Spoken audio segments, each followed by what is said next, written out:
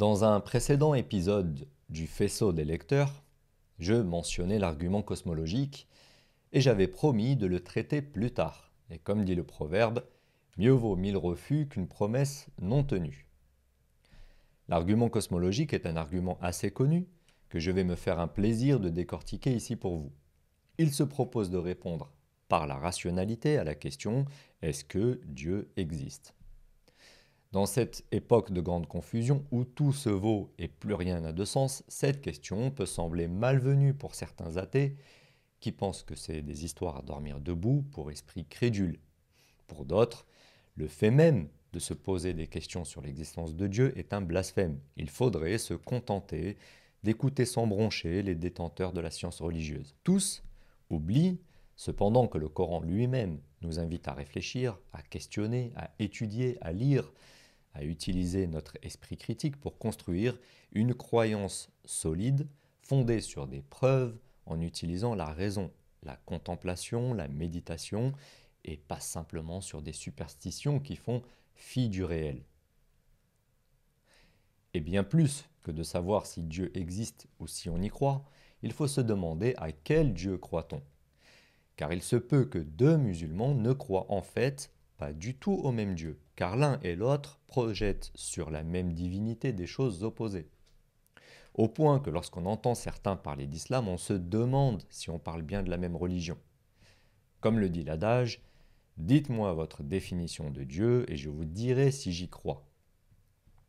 Donc, est-ce que Dieu existe ou bien seul l'univers matériel a été, est et sera pour toujours? Il y a plusieurs façons de répondre à cette question extrêmement complexe, mais une des façons de répondre est par l'argument cosmologique. Cet argument consiste à dire deux choses. Premièrement, tout ce qui existe a une cause. Et deuxièmement, l'univers n'a pas toujours été, il a eu un début, probablement une fin aussi. Mais ça, c'est une autre histoire. D'où la déduction simple. L'univers aussi a une cause, et la question qui en découle naturellement, quelle est alors cette cause?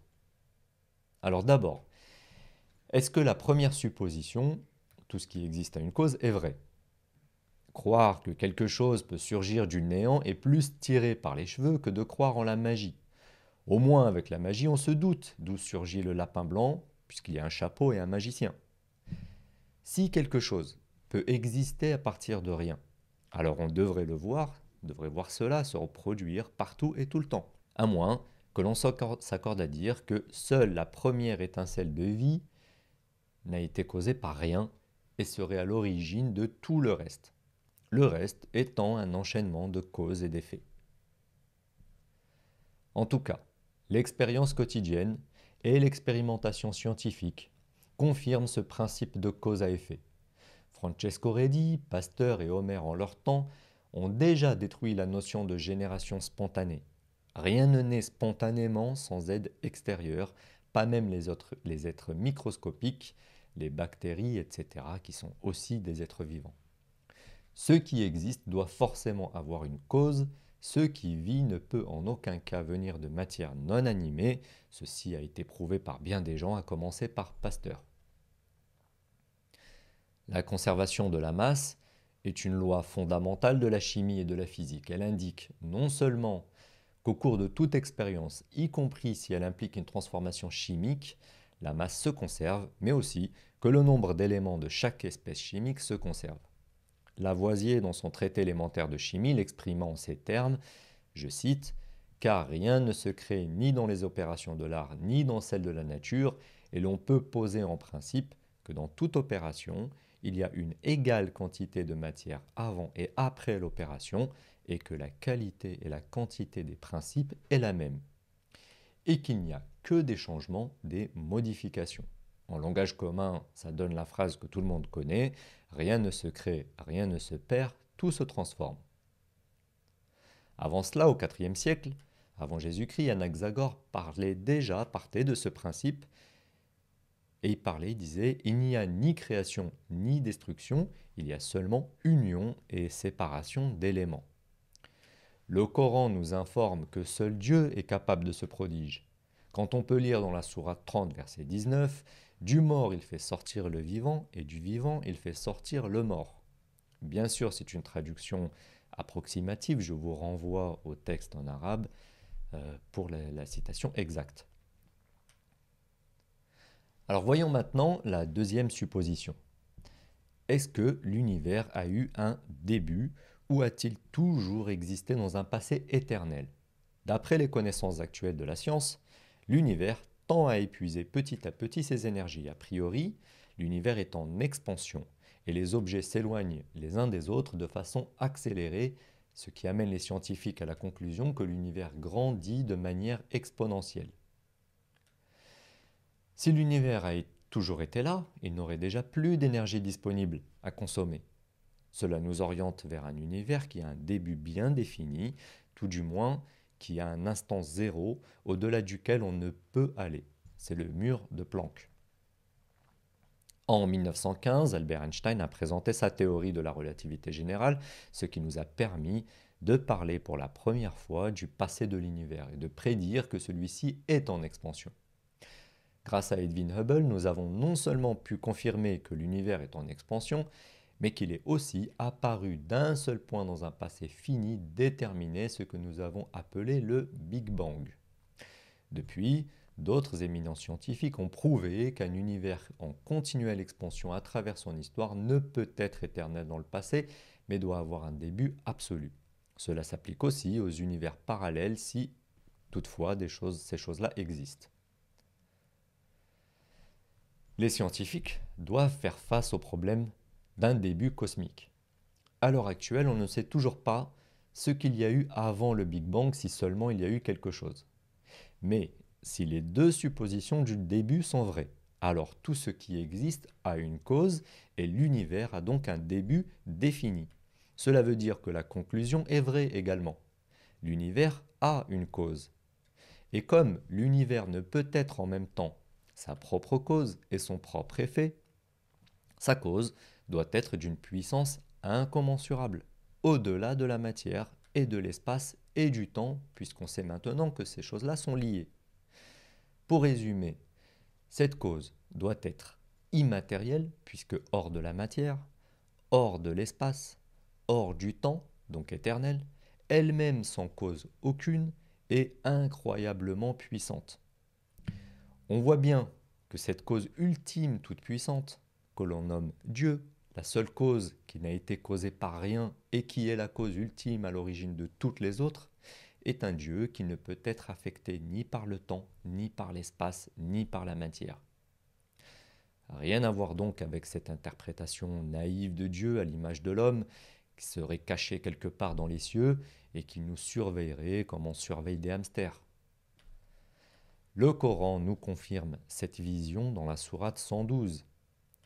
Dit, c'est un Dieu unique, Dieu l'absolu. Il n'a point engendré et n'a pas été engendré. Et il n'a point d'égal. Puis dans la sourate 30, verset 27, et c'est lui qui commence la création, puis la refait. Et cela lui est facile. Il a la transcendance absolue dans les cieux et sur la terre. Encore une fois, je vous renvoie vers le Coran pour la citation exacte en arabe. Aristote en son temps l'énonçait en ces termes. Si l'univers est compréhensible, alors tout a une cause. La cause a elle-même une cause, et ainsi de suite. Si la suite est infinie, alors l'univers n'est pas compréhensible. Dans le cas contraire, il existe une cause ultime qui n'est causée par rien et que l'on peut appeler Dieu. Il est d'ailleurs intéressant de considérer que l'univers à l'échelle la plus petite, est décrit par la mécanique quantique, est le principe d'incertitude, aussi connu sous le nom de principe d'incertitude de Heisenberg. Ce qui pose le paradoxe intéressant que l'univers nous est compréhensible seulement si l'on suppose que l'on ne peut jamais connaître au même moment la position et la vitesse d'une particule. L'univers, pourtant déterministe à grande échelle, est fondé sur un principe d'incertitude au niveau des particules, ce qui, je trouve, est très intéressant. L'argument cosmologique démontre donc que Dieu n'est pas une conception irrationnelle pour esprits faibles, ignorants ou naïfs, comme le prétendent les laïcards pleins d'arrogance. Il est, compte tenu de la pure logique et des connaissances scientifiques actuelles, bien plus raisonnable d'envisager cette hypothèse et par conséquent de penser que Dieu existe que l'inverse. Voilà, je viens de résumer brièvement l'argument cosmologique. Je vous invite à approfondir cette réflexion en faisant vos propres recherches avec la plus grande rigueur scientifique, à explorer toutes les pistes sans a priori et à considérer toutes les voies sans discrimination pour tirer vous-même vos conclusions. Car il ressort du point de vue de l'islam qu'il ne saurait y avoir d'antinomie entre la science et la religion. Science et religion sont pour l'islam les deux revers d'une même médaille.